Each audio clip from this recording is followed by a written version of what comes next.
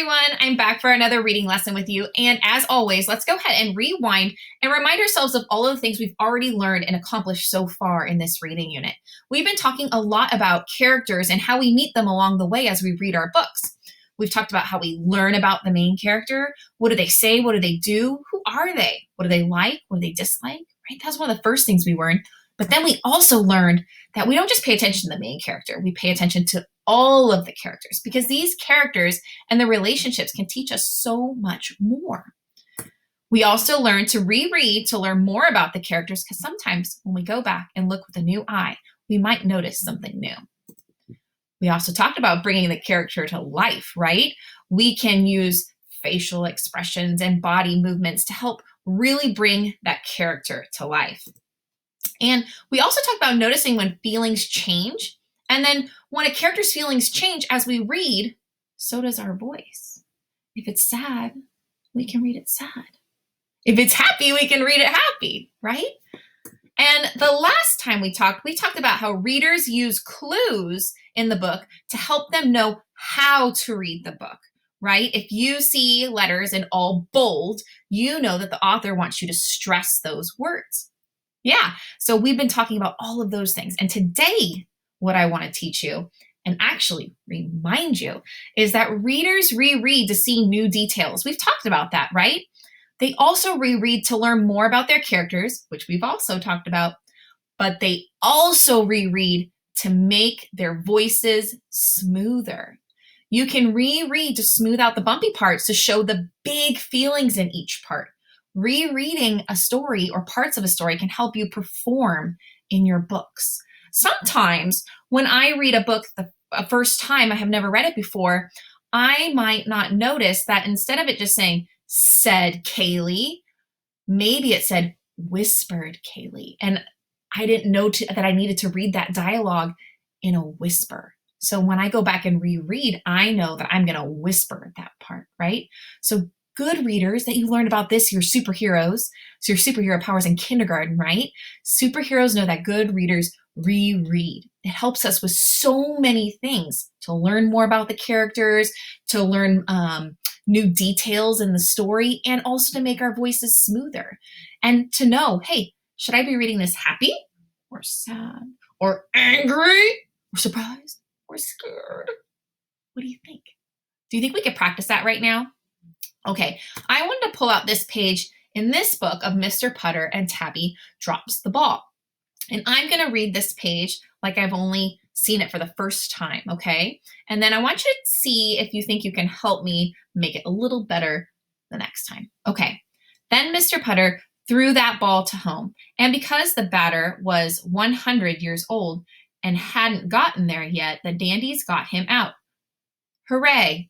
The game ended in a tie. The Dandies carried Zeke on their shoulders, and they gave Tabby a ride in the peanuts box. Okay, what did you notice? Did you notice that I was working really hard to solve some tricky words? Yeah, a lot of the times when we read a story for the first time, there's words that we have to solve.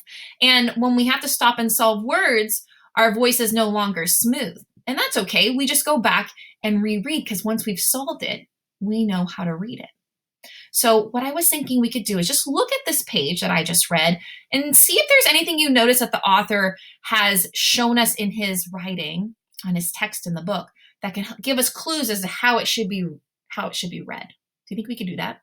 Okay, well, the first thing I noticed on the page on the left over here, that second sentence is in all capital letters. Do you see that? Yeah, it's in all capital letters. And a lot of times when you see all capital letters in print, that means it's like you're yelling, right? So I know that I need to read that part of the story very loud, like I'm yelling, very excited, right? And then I noticed also a little farther down, I see some words that are italicized. So remember, that means when the words are slanted, that's also another part that the writer wants me to emphasize and really notice. So I want to make sure I check that part out too. And yeah, you notice right below that? Yeah, more capitals, all capitalized. So I need to read that excitedly, yelling, right? there's something else that I noticed too, not just in the words, but in the pictures. So I noticed in the picture where the two men are holding the dog on the shoulders, how do they look? Yeah, they look happy, right? They look happy. I know that I read that the game ended in a tie, and some people might think people wouldn't be happy if it ended in a tie, but do they look happy? Yeah, they look happy to me. Yeah, and I think Tabby looks happy in the Peanuts box too. So I want to read that part happily because they're not upset that the game ended in a tie. They look rather happy about it.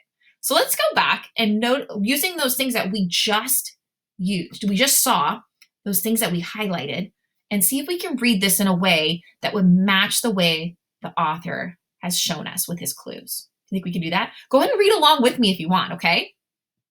Then Mr. Putter threw that ball to home. And because the batter was 100 years old and hadn't gotten there yet, the Dandies got him out. Hooray! The game ended in a tie. The Dandies carried Zeke on their shoulders and they gave Tabby a ride in the Peanuts box. What do you think? Do you think that matched the clues that the author gave us? And did it sound a little bit more smooth? I had already figured out how to solve the word shoulders and peanuts. So this time, I didn't have to slow down to read those words, right? And every time I read it and reread it, my reading performance will get stronger and stronger. Sometimes when you read a book over and over and over again, you don't even need to look at the words because you have it memorized, right? You know exactly what those characters feel like and what they're thinking, and you can just read it like if you were in a play. Yeah. So rereading, remember, it doesn't just help us to learn more about the characters and learn new details in the books, but it also helps us to smooth out our voices. That's what we're going to work on today. So when you guys go off and read today, I want you to remember that readers use all the clues in the books to read the way the author wants those books to sound. And it might help you to mark a few of those pages you plan to read and reread them. Reread those pages in your books to make sure your voice is showing what is happening and how the character feels. What I think you could practice is pick a page that you really like, that you think that the author leaves a lot of good clues about how to read it. And then sit down with a stuffed animal or your mom or dad or brother or sister or your pet and read it to them in a way that the author has shown you with those clues. I bet you they are going to enjoy it so much. It's like having their own play in their house that you are the star of. I think they will love it. All right, guys, I can't wait to see. I'll talk to you later. Bye.